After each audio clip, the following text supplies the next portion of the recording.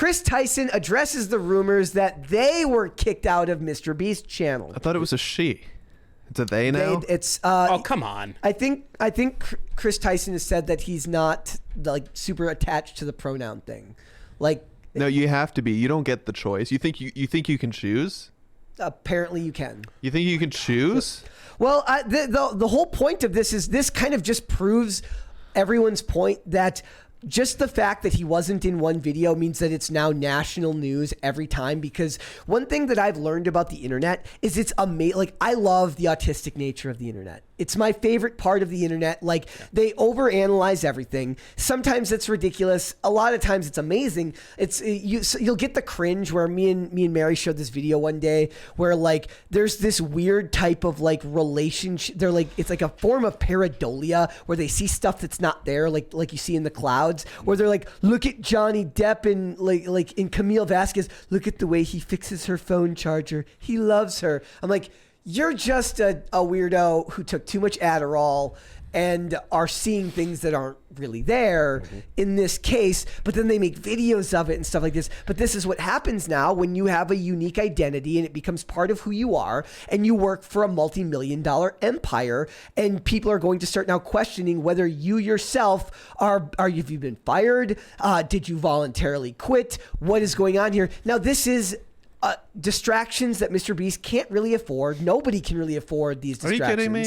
MrBeast doesn't care. He's playing Mario Kart in Japan. He left the distractions home. I don't think that your business can sustain this long term if these things become a problem. It becomes a distraction. I think this is more proof of cancel culture doesn't exist unless you let it exist. So like MrBeast, he's just refusing to address it. It is a little bit. Everyone's like... No, this isn't cancel culture. This is just... I'm talking about the fact that it's become a thing. Now this will be a thing every time. I know, but what I'm saying is they're not really like... Chris Tyson keeps bringing it to the forefront. MrBeast just keeps choosing. He's not acknowledging it. He's not encouraging it. He's also not, slamming him either. My favorite part of this article, though, is apparently it's a Snapchat stream. Yeah. Where Chris is like, "Oh, I'm still on the team," and I'm like, "Dude, well, why are you talking? Like, go on Twitter, go on Instagram." Like, well, it got reposted on Twitter. Sure, yeah. But who streams on Snapchat? that is a weird thing. It's it's like people who still use Vimeo. Yeah, Vimeo. I mean, Snapchat's... That's a joke that filmmakers use Vimeo because of there's like no quality loss on Vimeo. But like, I'm kidding. Yeah. So I can already read somebody in the chat like, "Oh, actually, I'm an editor for this company. I use Vimeo all the time."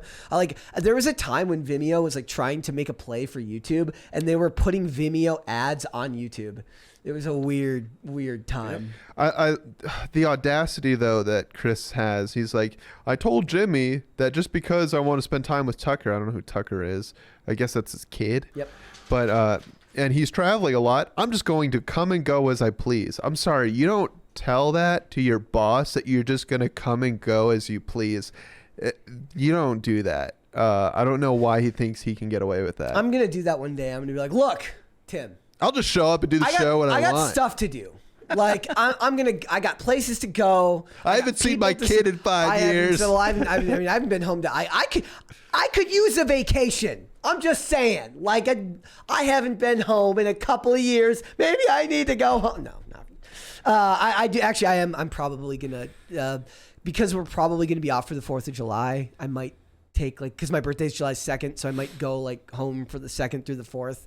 Then of course I'll be home for like 2 days, and I'm like, I gotta get the hell out of here. It's a long walk. Yeah, to Minnesota. Yeah, that's how would I get there? Well, I'd fly home. You can cross country ski. I mean, I might find a car by then. I might find a car by then. Yep. That's still far. I would fly. Yeah, well, it's like 15. It's like a 15-hour drive. Yeah. It says somebody says there's a chat right here. Busted Cap says, "Actually, Brett, I use Vimeo all the time. Even have the app." See, there you go. And somebody in the chat says the Fast and the Furious movies are trash. Well, those are fighting words. I'm not looking forward to them just going back to their roots. It seems like it's going to be boring. Russell Romick says, "A vacation. Look, I could use 2 extra days off. Just saying." Yeah. Why don't you do PCC live on the road? live stream the whole time. Just complain about movies. Why don't you get like an RV and you have like a setup where you could take it with? Live from Minnesota, it's Pop Culture Crisis with your host, Bert. That would be interesting.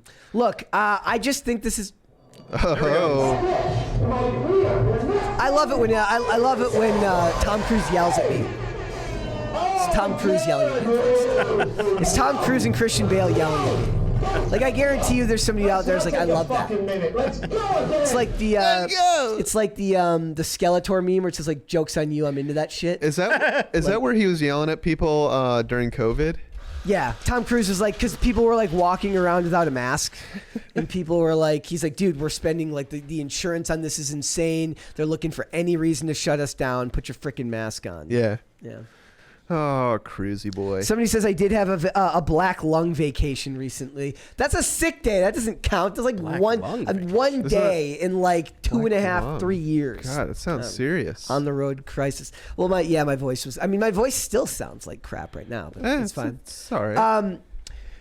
So you think MrBeast will be? I agree with you. Like I kind of went off on a tangent earlier. I don't think that this will affect MrBeast long term. I think his business will be fine. But I'm just saying that now it is an extra headache that's on his plate every time. So here's my prediction. I think because MrBeast is my age, which is really makes me depressed trying to think about how much money he has. I know, right? But I think they're just not going to address it. They're not going to feed into this fantasy that Chris is living in. And eventually Chris is going to either one, this is the less likely scenario, just become a man again. Or two, he's going to quietly disappear from the MrBeast company. And how do you quietly disappear though? People will notice, and I don't think you can quietly do it. I think it's going to get to a point where no one really cares about him, and they just kind of cut him loose. It's not going to be controversial is what I mean. You know, I disagree. Or he's going to leave on his own volition because But that's what I'm saying. There's going to be more trips that he's not included on. The only way he leaves is by his own volition, and that's what I'm saying is like that's the rub of all this, right? It's like he now has he never can get fired. Like you can't fire this dude. He could just be saying, "Hey, I don't want to come to work today." They're not going to fire him. Yeah. No way. You know what's really sad? Dylan Mulvaney's merch is like completely sold out. What?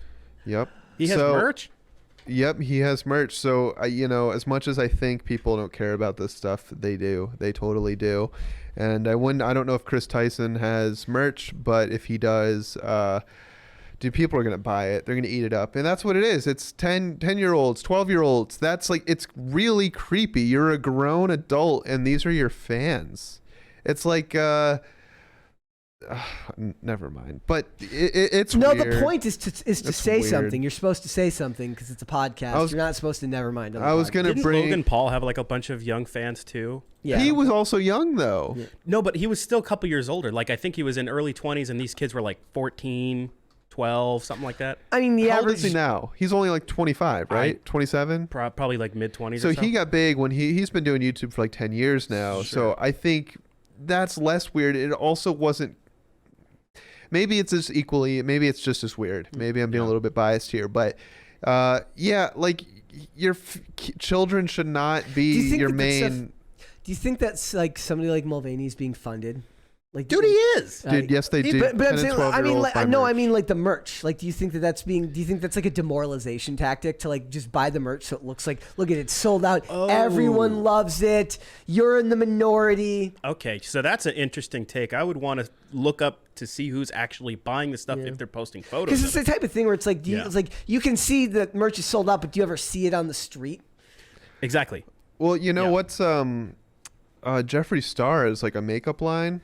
Sells out within like an hour of every time he launches a product. Yeah. But see, the thing is, if it sells out within an hour, maybe he had like 5 products. I was just gonna say, how much inventory does he have? Well, it's like people will buy their own books to end up on the New York Times bestsellers list. It's actually a tactic that they use so that they can put best-selling author on the header. I did that with the Bert sticker that Jessica put up. I bought like 10 of them, and she's like, she told me like 20 had sold, and I was like, I'm literally half of them.